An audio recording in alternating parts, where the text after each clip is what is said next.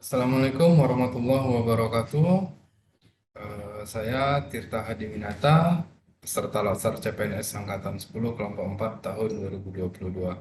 Di sini saya akan mencoba menjelaskan tentang core value ASN berakhlak, yaitu yang ketiga, yaitu kompeten. Oke, kita mulai saja.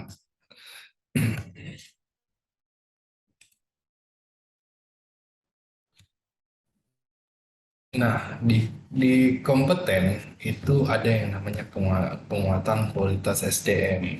Jadi, berdasarkan prioritas pembangunan nasional jangka menengah keempat tahun 2020 sampai 2024 itu berfokus pada penguatan kualitas SDM untuk sektor keaparaturan yang tujuannya untuk mewujudkan birokrasi kelas dunia. Nah, selain itu, ada tantangan lingkungan strategis.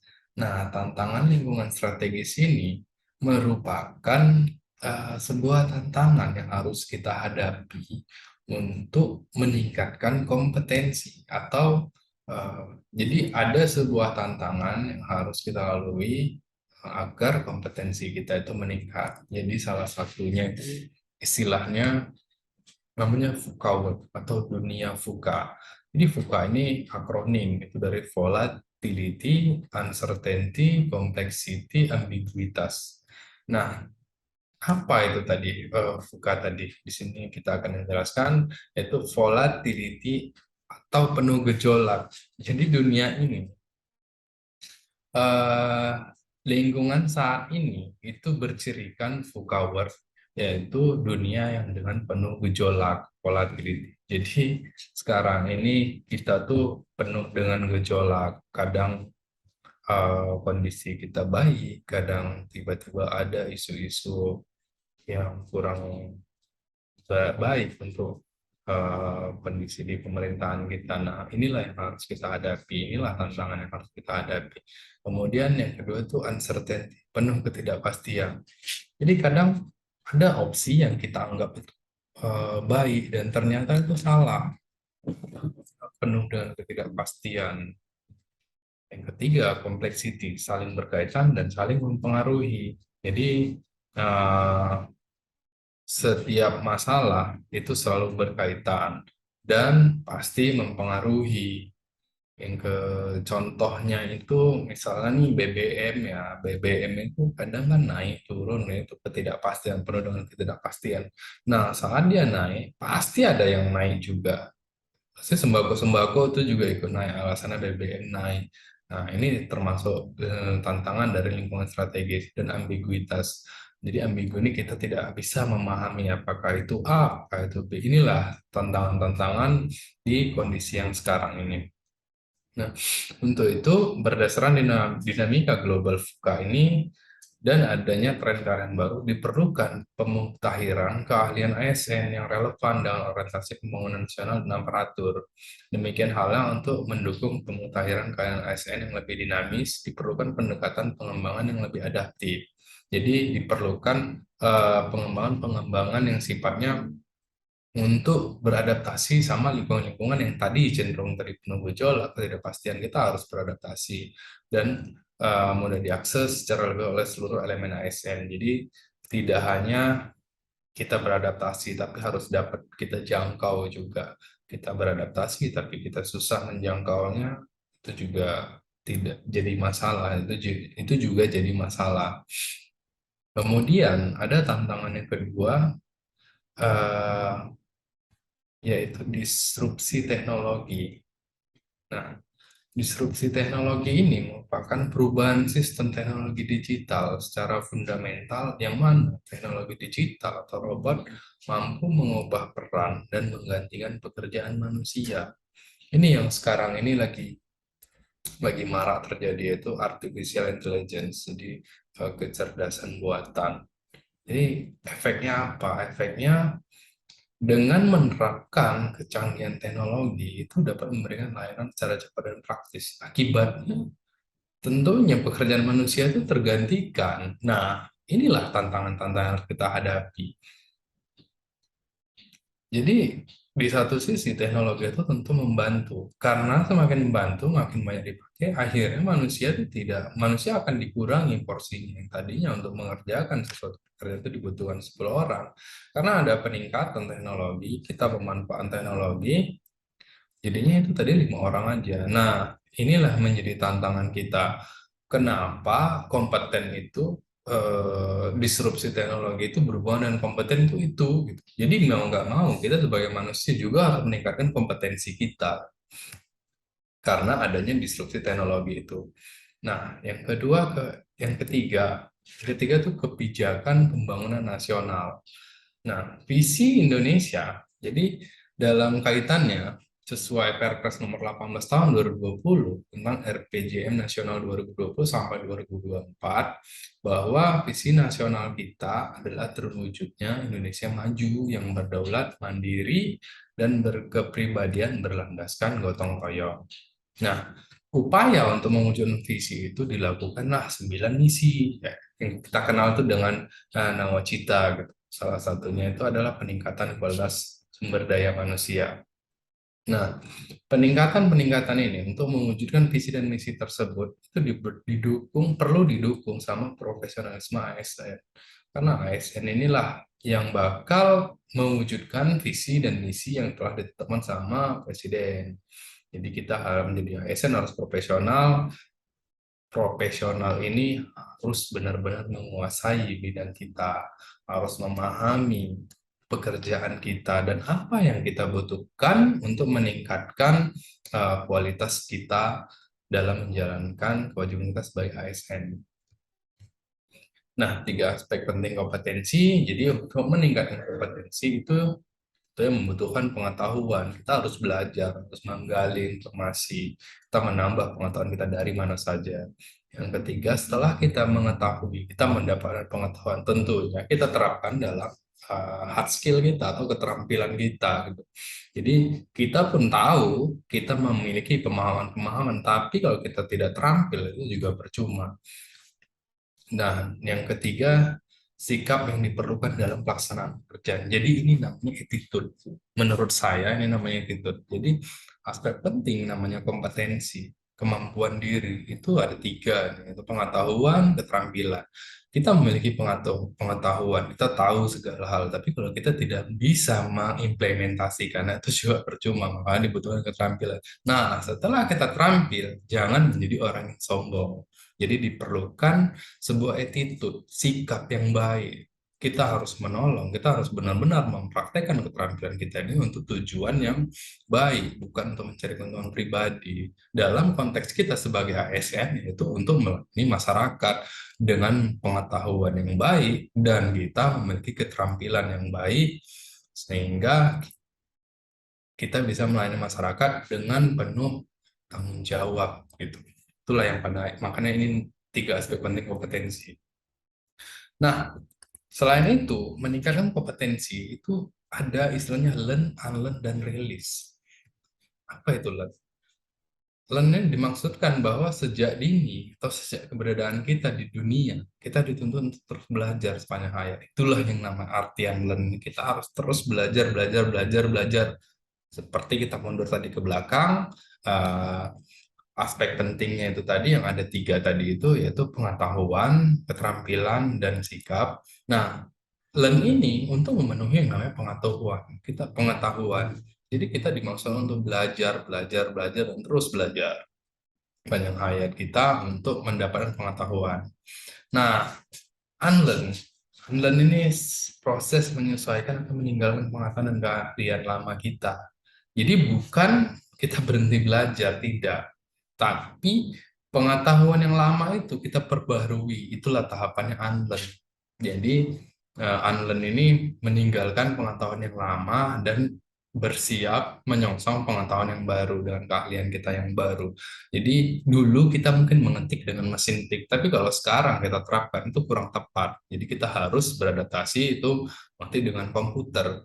Begitu juga seperti handphone. Handphone zaman dulu tuh menggunakan keypad, walaupun sekarang juga masih ada. Tapi kita dituntut untuk yang tidak pakai tombol lagi, itu touchscreen sekarang. Nah, itulah yang harus kita kita tinggalkan yang lama, itu beralih ke yang baru, agar kita update teknologi juga. Baru yang kelima itu rilis. Rilis proses membuka diri proses membuka diri dalam perspektif baru dengan pengakuisi pengetahuan atau keahlian baru. Jadi rilis ini tahap akhir dari proses relearn. Maaf, relearn ini tahap akhir yang kita membuka perspektif yang baru. Kita belajar lagi yang baru. Bahwasannya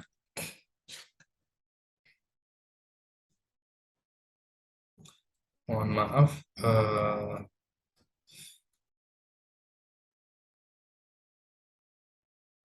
ini maaf ya, ini bukan rilis tapi relearn, relearn.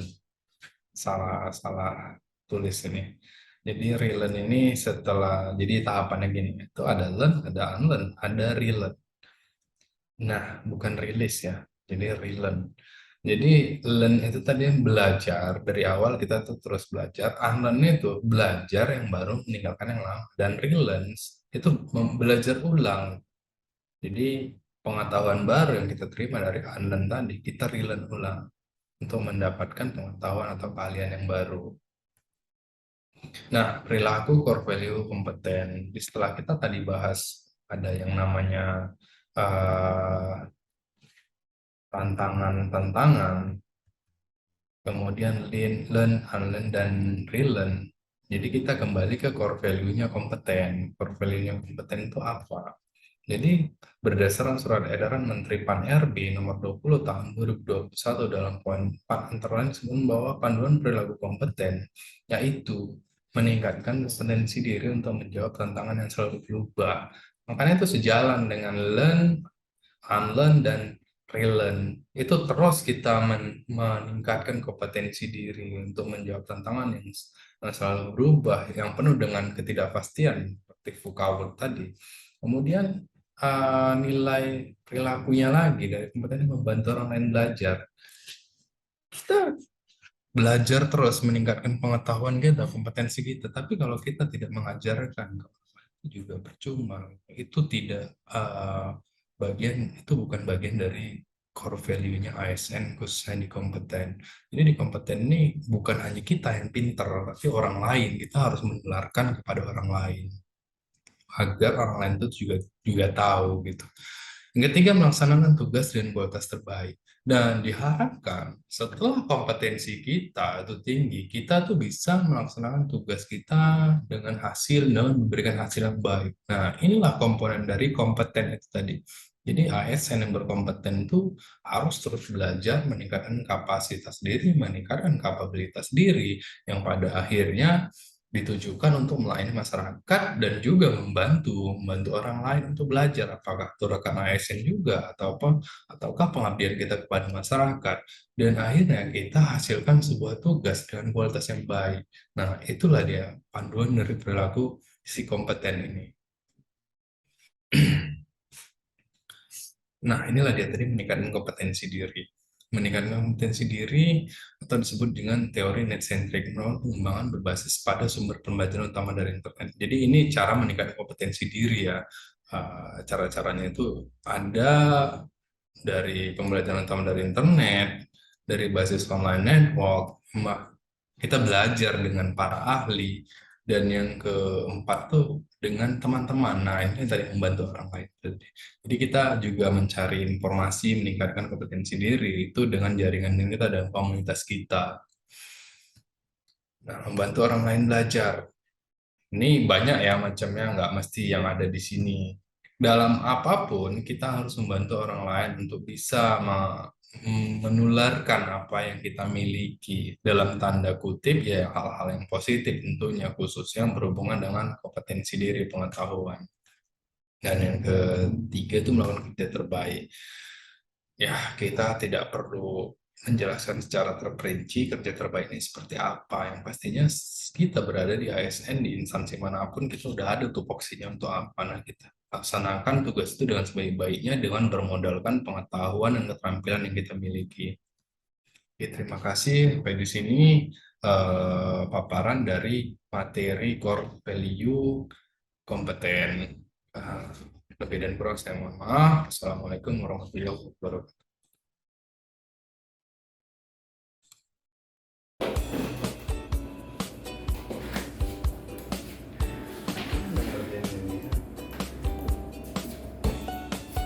Apa itu? Coba. Ini bang, aku kok susah nih bang ngambil datanya ini dari mana ya? Sunnah itu apa jumlah? Jumlahnya coba.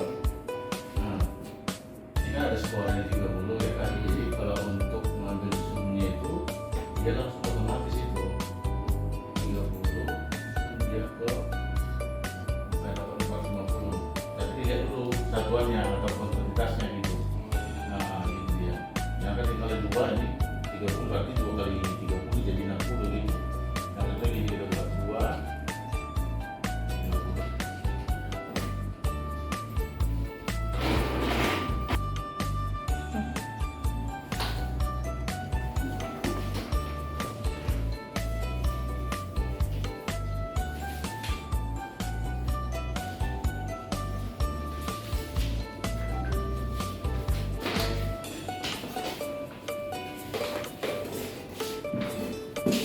Usahain itu boros.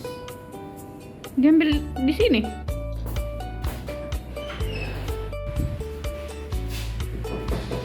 Masuk, Ya, itu yang bu. ada bibir. Ini laporan yang diperoleh tadi bu. Laporan dicek bu. Cek dulu, ya.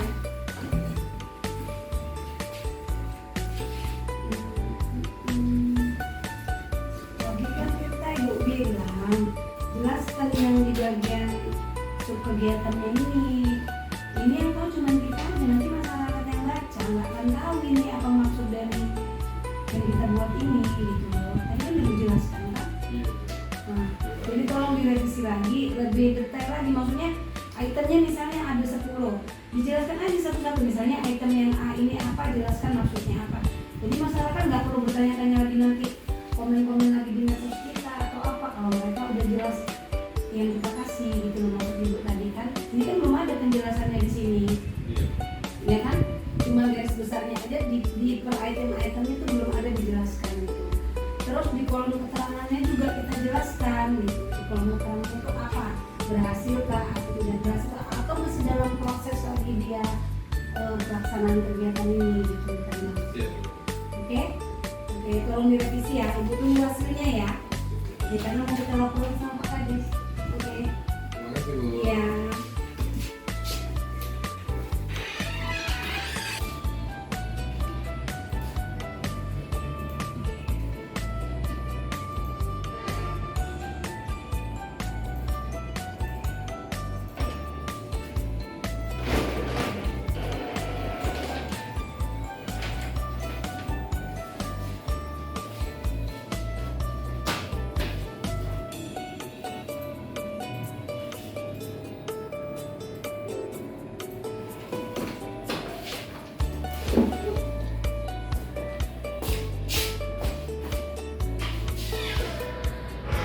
Ini yang saya send tadinya udah sesuai sama yang diinstruksikan bu. Mau dicek. Sebelumnya ini oke. Yang ini juga oke.